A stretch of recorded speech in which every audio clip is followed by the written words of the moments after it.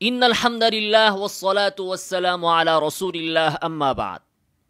যে সকল ভাইয়েরা বিভিন্ন বেদাতি কাজে জড়িত আছেন, যেমন প্রচলিত মিলাদ, প্রচলিত কিয়াম, ঈদে মিলাদুন্নবী ইত্যাদি, তাদেরকে আমরা কোরআন এবং সুন্নাহ থেকে যতই দলিল দেই কোনো কাজ হবে না। আমি নিশ্চিতভাবে বলতে পারি, যে দরবারের লোকেরা এই প্রচলিত মিলাদ, কিয়াম, ঈদে মিলাদুন্নবী আপনারা পালন করেন, আপনারা বুকে হাত দিয়ে বলুন, যদি আপনার পীর এই মিলাদ কিয়াম না করত, যদি আপনার পীর ঈদে মিলাদুন্নবী উদযাপন না করত, তাহলে আপনি করতেন কিনা?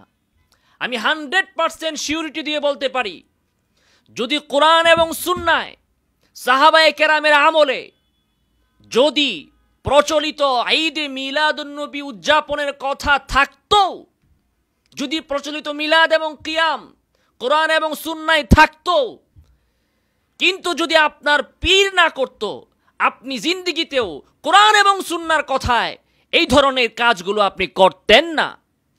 অপরদিকে যেহেতু আপনার পীর করেছে, যেহেতু আপনার দরবার করে, এজন্য কোরআন এবং সুন্নায় যতই বলুক এগুলো বেদাত, কোরআন এবং সুন্নাহ যতই বলুক এগুলো বর্জন করতে হবে, যেহেতু আপনার পীর করেছে, যেহেতু আপনার দরবার করতে বলছে, সেজন্যই আপনি এগুলো ছাড়তে পারছেন না।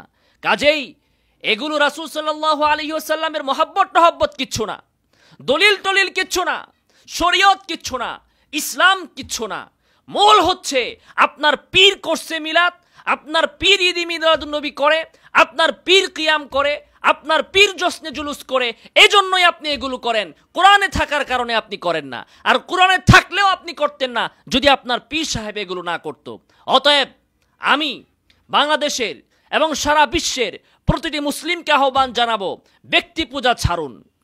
একজন পীর, তিনি যে সকল ভুলের ঊর্ধ্বে, এই গ্যারান্টি পৃথিবীর কে দিয়েছে আপনাকে? আমরা মনে করি কোরআন এবং হাদিসে যা আছে সেটাই হচ্ছে সঠিক।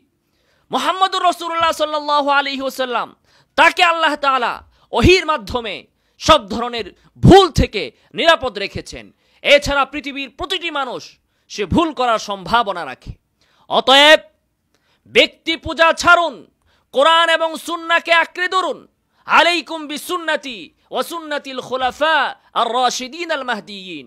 রাসূলুল্লাহ সাল্লাল্লাহু আলাইহি ওয়াসাল্লাম তিনি বলে গিয়েছেন, তারাকতু ফীকুম আমরাইন লান তাদিল্লু মা তামাসসাকতুম বিহিমা কিতাবাল্লাহ ওয়া সুন্নাতা রাসূলি। যে আমি তোমাদের মাঝে দুটি জিনিস রেখে গেলাম, কোরআন এবং সুন্নাহ। যতদিন তোমরা এগুলোকে আঁকড়ে ধরবে, তোমরা কশ্চিনকালেও পথভ্রষ্ট হবে না। আজকে আমাদের এই যে পথভ্রষ্টতা, এই যে গুমরাহি, এই যে অনৈক্য, এই যে মারামারি, এই যে ফাসাদ, কাদা ছোড়াছুরি, এর প্রধান কারণ হলো আমরা রাসূল সাল্লাল্লাহু আলাইহি ওয়াসাল্লামের রেখে যাওয়া সেই কোরআন এবং সুন্নাহকে বর্জন করে আমরা হাজারো পীরকে, হাজারো ব্যক্তিকে, হাজারো মানুষকে আমরা নবীর থেকেও বেশি মর্যাদার জায়গায় বসিয়ে ফেলেছি।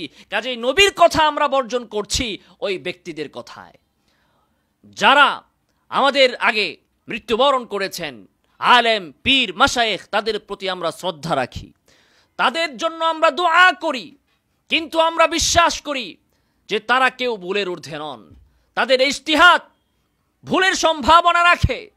অতএব চোখ বন্ধ করে কোনো ব্যক্তির অনুসরণ করা, এটা ইসলাম কশ্চিনকালেও এটাকে বৈধ রাখে নাই।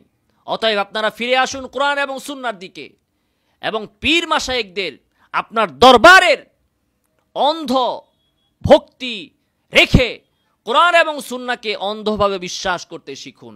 আল্লাহ তাআলা আমাদেরকে তৌফিক দান করুন। আমিন ওয়া আখিরু দাওয়ানা আলহামদুলিল্লাহি রাব্বিল আলামিন।